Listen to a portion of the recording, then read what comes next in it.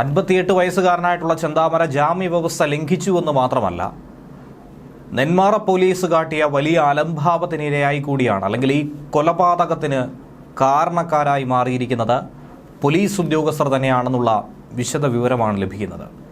1.5 മാസം മുമ്പായിരുന്നു സജിത കൊലക്കേസുമായി ബന്ധപ്പെട്ട കേസിൽ ജാമ്യം കിട്ടി ചെന്താമര പുറത്തിറങ്ങിയത്.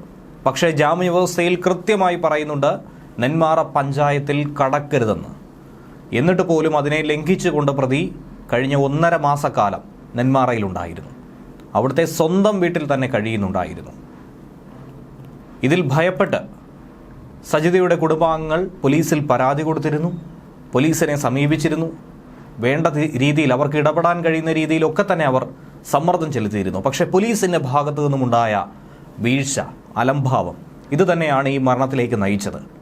ചെന്താമരയെ ഈ കൊലപാതകത്തിന് പ്രേരിപ്പിച്ചത് പോലും പോലീസാണെന്ന് ഈ സാഹചര്യത്തിൽ പറയേണ്ടി വരും.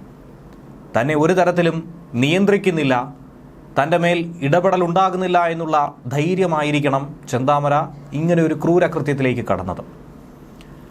ഈ ഇരട്ടക്കൊല കേസുമായി ബന്ധപ്പെട്ട് പോലീസിന്റെ വീഴ്ച സംബന്ധിച്ചുള്ള റിപ്പോർട്ടാണ് പാലക്കാട് SP-യോട് ഇപ്പോൾ ക്രമസമാധാന ചുമതലയുള്ള ADGP മനോജ് എബ്രഹാം തേടിയിരിക്കുന്നത്. നാട്ടിലെത്തിയ കാര്യം നാട്ടുകാരും കൊല്ലപ്പെട്ട സുധാകരന്റെ ബന്ധുക്കളും ഒക്കെ തന്നെ പോലീസിനെ അറിയിച്ചിട്ട് പോലും പോലീസിന്റെ ഭാഗത്തു നിന്നും ഒരു നടപടിയും കാര്യമായ രീതിയിൽ സംഭവിച്ചില്ല. അതുതന്നെയാണ് ഈ കൊലപാതകത്തിലേക്ക് നയിച്ചത്. ഇപ്പോൾ ഉന്നതതലത്തിലുള്ള പോലീസ് ഇടപെടൽ ഇത് മനസ്സിലാക്കി തന്നെയാണ് സ്വീകരിച്ചിരിക്കുന്നത്. ഇതിന് പിറകെയാണ് സംഭവത്തിൽ പോലീസിന് വീഴ്ചയെക്കുറിച്ചുള്ള റിപ്പോർട്ട് നൽകാനായി ADGP ആവശ്യപ്പെട്ടിരിക്കുന്നത്. സുധാകരൻ്റെയും മകളുടെയും പരാതി അവഗണിച്ചത് പോലീസിൻ്റെ ഏറ്റവും വലിയ വീഴ്ച തന്നെയാണെന്നുള്ള കാര്യം ഒരു സംശയവുമില്ലാതെ എടുത്തു പറയാവുന്നതാണ്. കുടുംബത്തിനെതിരെ ചെന്താമര കൊലവിളി മുഴക്കിയിട്ട് പോലും എന്തുകൊണ്ട് പോലീസ് നോക്കുകുത്തിയായിരുന്നു? എന്തുകൊണ്ട് പോലീസ് കേസെടുത്തില്ല? ഇതൊരു ഗുരുതര വീഴ്ചയല്ലേ എന്നുള്ള ചോദ്യത്തിന് എന്താണ് നിങ്ങൾ മറുപടി പറയുക? സംസ്ഥാന സ്പെഷ്യൽ ബ്രാഞ്ച് നെന്മാറ പോലീസിനെതിരെ ഇപ്പോൾ റിപ്പോർട്ടും കൊടുത്തിട്ടുണ്ട്. വീഴ്ചയാണെന്ന് തന്നെയാണ് പറഞ്ഞിരിക്കുന്നത്. 1 മാസം മുൻപ് സുധാകരനും കുടുംബവും ചെന്താമരയ്ക്കെതിരെ പരാതി കൊടുത്തു.